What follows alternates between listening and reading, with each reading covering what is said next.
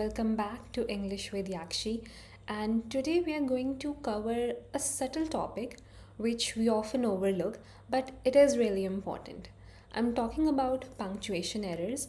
Now, sometimes we forget that what's the point? If we miss out a comma, if we miss out a full stop, what harm it is going to do? But let me tell you that whenever you create a punctuation error, it hampers your overall presentation. And especially if you're going for any competitive exams such as IELTS or any written test, you need to keep your punctuation in check because if there are a lot of errors, you are bound to face a deduction because of that.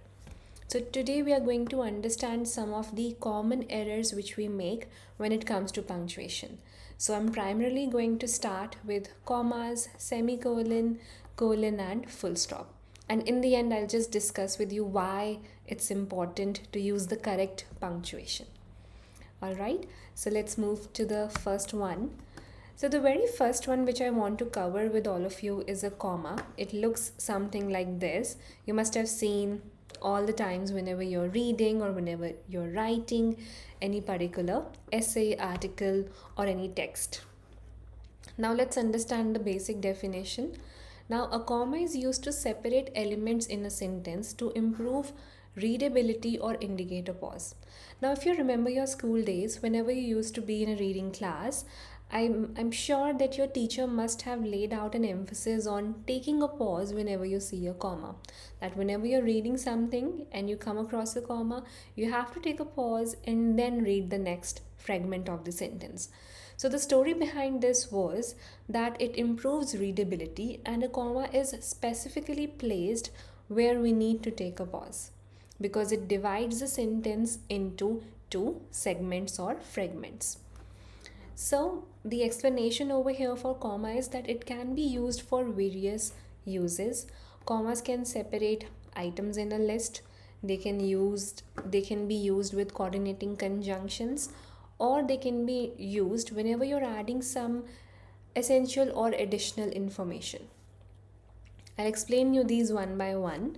So let's get started with when you use a comma for a list. So here, whenever you're jotting down a list or you're jotting down some references and you have to separate them from one another, you have to use a comma. For example, she bought apples, comma oranges, comma bananas, comma and grapes. So you have to put up a comma after each element so that it is separate. The next one is joining clauses. As I mentioned earlier, here we have a coordinating conjunction which is but. So here we are using a comma just before it. I wanted to go for a walk, but it started raining. So clearly we can see that there's a pause which we have to reflect even in our speaking when we see a comma. The third one is introductory phrase. For example, if you give some context in your statement, after dinner we went for a walk. So you have to put up a comma after dinner to indicate a pause because here you're letting the listener know about a little context before your main information. Now, non-essential or additional information. Now, whenever you add any additional information, you have to put it up in commas. It means before the information, you're going to insert a comma, and after the information, you're going to insert a comma. For example, my brother who lives in London is visiting next week. Now, the sentence could have been, my brother is visiting next week, but the additional information is who lives in London. So to add this additional information, we have enclosed it into commas, one before and one after. The last one is also really important. So whenever you use a connector, you have to use a comma after it. No matter if you're using a similar connector or any contradictory connector, if you're using it, you have to put a comma after it. For example, there are many benefits of social media. Moreover, it is easy to use. So after moreover, you have to place a comma. So this is really useful for your IELTS writing as well because there for coherence you have to use a lot of connectors. And whenever you do, you have to put up a comma after the connector. Okay. Now let's understand one of the tricky bits of using a comma, which students often get wrong, and I observe it a lot whenever I'm checking any assignment or any paragraph written by a student. So here, the Oxford comma is a little bit of confusing or a complexity which students often face. So I'll tell you what it is and we'll take use of some examples. So here the first one is it's a similar example that we saw in the last slide, that she bought apples, oranges, bananas and grapes. So here the comma right before and is known as the Oxford comma. Okay, now what's the use? I'll give you a sentence without the Oxford comma. I'm not saying that if you do not insert the Oxford comma, your sentence is going to be incorrect, but the meaning changes in a subtle way. There's a thin line of difference between not using the Oxford comma. I'll tell you how. So when you write it in this manner, she bought apples, oranges, bananas, milk and sugar. So if there is no comma here, it means that these two items are combined. As if the person here bought milk and sugar. It's a mixture of milk and sugar, or it's a combined packed item, something like that. But the moment you put up a comma after milk, it means that she bought one, two, three, four, and five different things. Okay, so this one is with Oxford comma. So you have to be careful when you're using commas, and especially careful to understand if all of the elements are separate, then you have to put up a comma before and then you write down your last element or last part on the list. Okay, I know it's a tricky one, but I think when you'll practice it and when you'll write sentences using the Oxford comma, you'll get through it. Okay, now the next one is the semicolon. It looks something like this, and I have observed that people normally do not use it. They just use commas, sometimes full stops always, and capital letter always, but people rarely use the semicolon. So I'll tell you what a semicolon is and what's its use. So a semicolon is used to link independent clauses that are closely related or to separate complex items in a list. So one usage of semicolon is that we use it to connect two independent sentences which are closely related to one another. We are not saying that one sentence is independent and the another one is dependent. That's not the case. Both are independent, but they are closely related to one another. Maybe they have some connection. That's why we can join them using semicolon, and in this case you don't have to use a conjunction. That's the point of using a semicolon, because it denotes the connection, which otherwise we do by using a conjunction. So as I said, the explanation is that it can connect complete thoughts.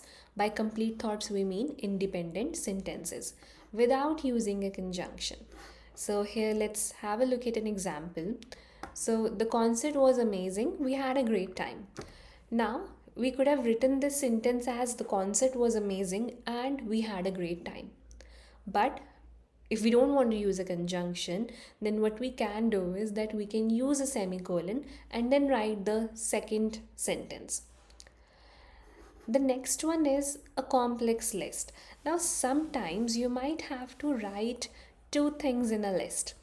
When you'll read this one, you'll get the understanding that we visited Paris, France, Rome, Italy, and Barcelona, Spain. So here you can see that one information corresponds to the pair, and then to separate it, because it's a complex list, we are using a semicolon. So whenever you have some structure like this, don't be confused, just use a semicolon, because your commas are being used after the city. So that's the whole point, to use a semicolon in a complex list. Now the third one is when you're using a connector. Now earlier we used a connector. What we did was we put up a full stop, we wrote the connector, and then we put up a comma, and then we wrote the sentence to. Now in this case, if you don't want to put up a full stop and you want to connect your answer with a semicolon, in that case what you'll do, You'll put up the semicolon, you'll write the connector, and then you'll put up the comma. But you have to be careful that in this case, the letter won't be capital. For example, there are many benefits of social media, semicolon. Now here moreover the M will be small, comma, it is easy to use. So in this case, since you are using a semicolon, so we are not breaking the sentence. It's still the same sentence. When you put up a full stop, then it becomes a different sentence. So that's another way to connect your sentences while you're using a connector. This again helps you to build coherence. Okay. Now we come to colon. So it looks something like this, two dots, and its usage is really simple.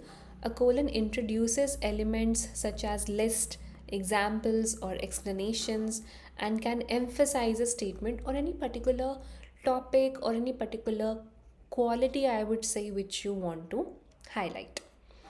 Now, see, the clause before a colon must be a complete sentence. So that's a condition. Let's see some examples. That she needed to pack three things: colon, a raincoat, boots, and an umbrella. So here, when you're emphasizing or you're introducing a list, you can use a colon. Again, when you're emphasizing any idea, you have to use a colon. He had one main concern: safety. And then you put up a full stop. So if you want to highlight something in your text, you can do it by using a colon. Now, the last one is the full stop, and it's really something that all of you must be familiar with. So I'm not going to take much time on this one. So a full stop marks the end of a sentence. So always when you complete a sentence, put up a full stop and then start your next sentence. So full stop indicates a complete thought and separates one sentence from the next. For example, the cat sat on the mat, then we ended with a full stop. He was tired after the long journey. He decided to rest for a while. After a full stop, the first letter of the first word will always be capital, just as here the H is capital. Okay. Now I want to discuss the importance of punctuation. So, when you give off a proper punctuation, it helps convey the intended message clearly, reducing confusion for the reader. Because if you see a text or if you see a paragraph where punctuation is not up to the mark, as a reader, you will be confused. That is this sentence connected? Is this a complete sentence, or are these different things? So, punctuation gives us clarity. Now, well punctuated sentences enhances the readability. It makes the text easier to read and understand from a reader's point of view. Now, correct use of punctuation can prevent sentences from being misunderstood. So, again, it avoids confusion and the reader is not confused about what to understand or what to take away from your sentences. And the last one is that proper punctuation reflects attention to detail, that the writer was so careful about each and every element of the sentence. So it makes your writing more polished and credible.